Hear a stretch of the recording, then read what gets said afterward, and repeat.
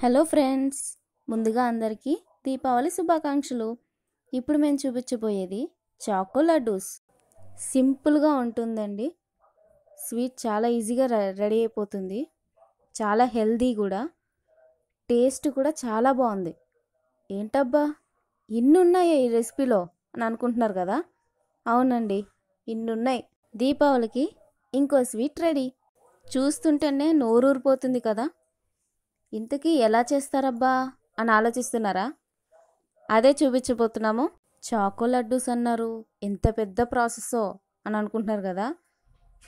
చాలా simple ప్రాసెస్తో ready అయిపోతుంది. చాలా బాగుంటుంది టేస్ట్.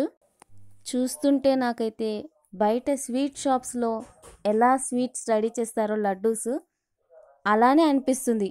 మరి ప్రాసెస్ స్టార్ట్ చేద్దామా? అంతకంటే ముందు మా ఛానల్ని కనుక ఫస్ట్ టైం చూసినట్లయితే సబ్స్క్రైబ్ చేసుకోండి. పక్కనున్న గంట సింబల్ కూడా కొట్టారనుకోండి, మేము ఈ వీడియోస్ పెట్టినా మిస్ అవ్వకుండా చూసేయచ్చు.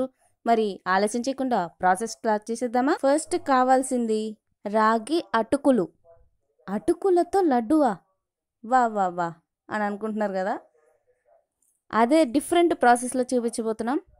నెక్స్ట్ కావాల్సింది వైట్ నువ్వులు, కొంచెం పల్లీలు తీసుకోవాలి. నెక్స్ట్ స్టవ్ పైన నాన్ స్టిక్ ప్యాన్ పెట్టుకోవాలి. నాన్ స్టిక్ ప్యాన్ పెట్టుకున్నాం కదా, కొంచెం నెయ్యి వేసుకోవాలి. స్వీట్స్ అంటేనే నెయ్యి కాబట్టి కొంచెం నెయ్యి వేసుకుందాం.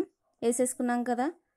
నెక్స్ట్ రాగటుకులు మీకు ఎన్ని కావాలంటే అంత వేసుకోవచ్చు. అలా వేసుకొని రోస్ట్ అయ్యే వరకు కలుపుకోవాలి. కలుపుకున్నాక ఒక బౌల్లో తీసుకోవాలి. నెక్స్ట్ కొంచెం పల్లీలు తీసుకున్నాం కదా, ఆ పల్లీలు వేగించుకోవాలి. కొంచెంసేపు నెయ్యి వేసుకుని కలుపుకున్నాక వైట్ నువ్వులు, తెల్ల నువ్వులు ఉన్నాయి కదా, ఆ తెల్ల నువ్వులు కూడా వేసుకోవాలి. ఇందులో వేసేసుకున్నాం కదా తెల్ల నువ్వులు కూడా. ఇవి రెండు రోస్ట్ అయ్యే వరకు వేగించుకోవాలి. కొంచెం లైట్ బ్రౌన్ షేడ్ వచ్చేంత వరకు వేగించేసుకోవాలి. అలా వేగించేసుకున్నాక ప్లేట్లో వేసుకోవాలి. ఒక్క నిమిషం చల్లారాక మిక్సీ జార్లో మనం ఫస్ట్ వేగించేసుకున్నాం కదా రాగటుకులు, మిక్సీలో వేసేసుకోవాలి. అలా మిక్సీ వేసేసుకున్నాక పల్లీలు నువ్వులు కూడా వేగించేసి చల్లార్చుకున్నాం కదా, అవి కూడా అందులో వేసేసుకోవాలి. నెక్స్ట్ నాన్ స్టిక్ ప్యాన్ పెట్టుకోండి. స్టవ్ పైన బెల్లం కొంచెం వేసుకోండి, నీళ్ళు కొంచెం పోసుకోండి. అలా వేసుకున్న తర్వాత కొంచెంసేపు కలపండి పాకం వచ్చేంత వరకు. కొంచెం మినపప్పు పొడి అది రెడీ చేసుకుని ఉంచుకోండి. ఈలోగా బెల్లం పాకం పడుతుంది. పాకం పట్టాక ముందుగా గ్రైండ్ చేసుకున్నాం కదా, అది ఇందులో వేసేసుకోవాలి. మీకు ఒకవేళ పంచదార వేసుకోవాలనుకుంటే పంచదార కూడా పాకం పెట్టుకొని వేసుకోవచ్చు.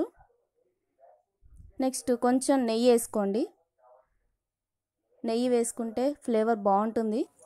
ఒకసారి కలుపుకోవాలి. చూస్తున్నారుగా వీడియోలో, దగ్గరకు వచ్చేంత వరకు కలుపుకోవాలి.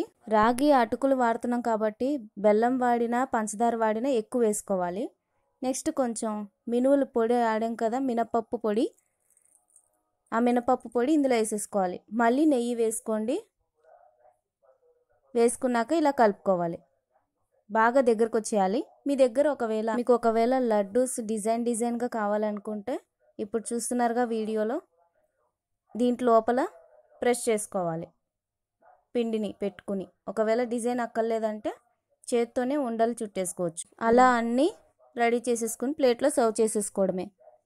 అంతే. ఈ లడ్డూలు నిల్వ కూడా ఉంటాయండి. కావాలంటే డ్రై ఫ్రూట్స్ కూడా వేగించేసుకుని పెట్టుకోవచ్చు. అంతే, చాలా ఈజీగా ఉంది కదా. ఈ వీడియో కనుక మీకు నచ్చినట్లయితే లైక్ చేయండి, అందరికీ షేర్ చేయండి. Thank you for watching.